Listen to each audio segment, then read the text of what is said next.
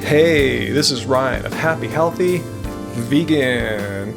So as you guys know, about a year ago, Anji and I were on the doctors and we had never seen or even heard of the show before, so we were quite shocked and surprised when we got down there in the studio and face to face talking with the doctors and hearing their just to us, just outrageously bad nutrition advice, like don't eat more than 1 or 2 bananas a day kind of stuff.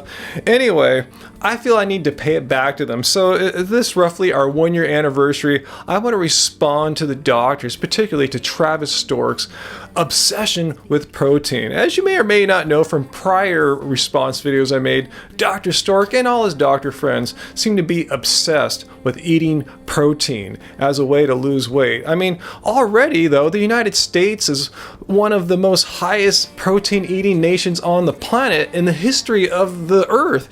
Yet somehow still Dr. Stork feels we need to eat even more protein. 2 out of 3 Americans are overweight or obese. It is a true emergency in this country. And that's why I wrote the book, The Doctor's Diet, to help people shed those pounds and restore their health. Now, right, cool, Travis. So what food should people eat to shed those pounds? Protein. Protein, of course. Should have figured. So why protein?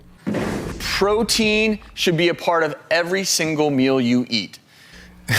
It's hard for me to imagine a kind of way of eating where you're not getting protein at every meal. Like, are you just drinking olive oil or just eating pure sugar? I mean, remember guys, all plant foods have protein. So yeah, I do agree with Dr. Stork in that sense. You should have protein at every meal. You should be eating whole food plants and therefore you should be eating protein at every meal. But why does Dr. Stork have such an obsession with protein for? Protein not only helps you feel full longer so you don't have the hunger pangs and hunger cravings.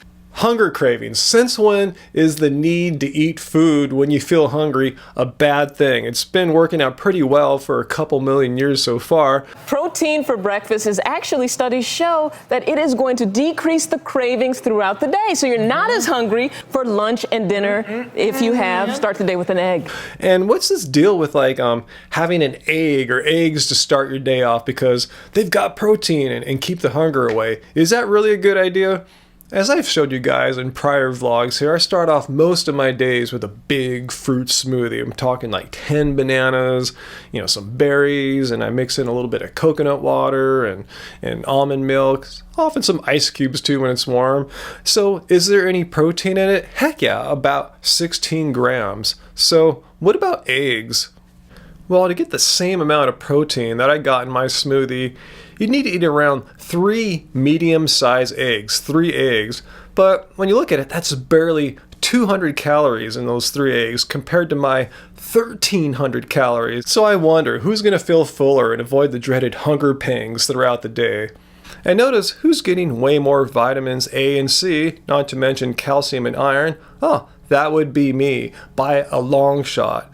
And the egg eaters are also getting 0 fiber, and I'm getting over 37 grams.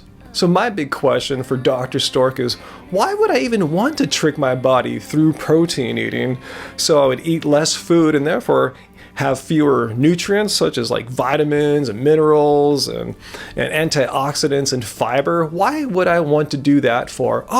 I guess I have an idea. Maybe if you're eating like you guys do, all these animal products, diet that's rich in cholesterol and animal fat, animal protein, and contains Class 1 and Class 2A carcinogens as determined by the World Health Organization. Take that about your bacon there, Travis. Bacon and eggs for breakfast is okay because you've got protein in it that's going to fill you up throughout the day. Yeah, maybe I want to eat as little food as possible too to avoid all those horrible toxins. But flip side is, as I showed you here, if you eat a whole food, plant-based diet, you're getting not only all your protein, which is great for getting rid of the hunger pangs, which I don't still get, but you're getting all the vitamins, minerals, and nutrients that you wouldn't be getting on these calorie-restricted meat and egg diets that the doctors are so gung-ho about. So post your questions and comments down below. What do you think about all this? You know, do you think a whole food plant-based diet is the way to go? Of course you do. That's why you're watching Happy Healthy Vegan, huh?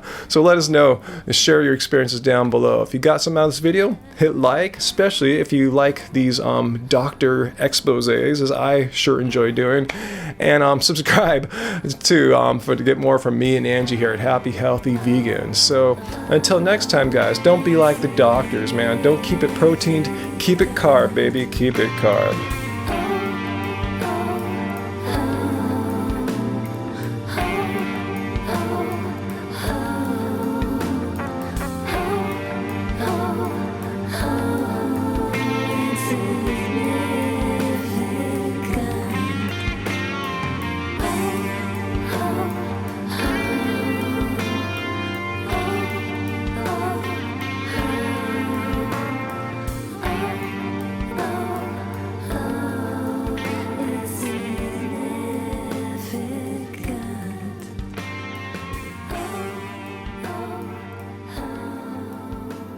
What's crazy is cheese has gotten a bad rap. But if you look at cheese, cheese is actually a really good source of protein and calcium. And so it's okay to have some cheese on your nachos.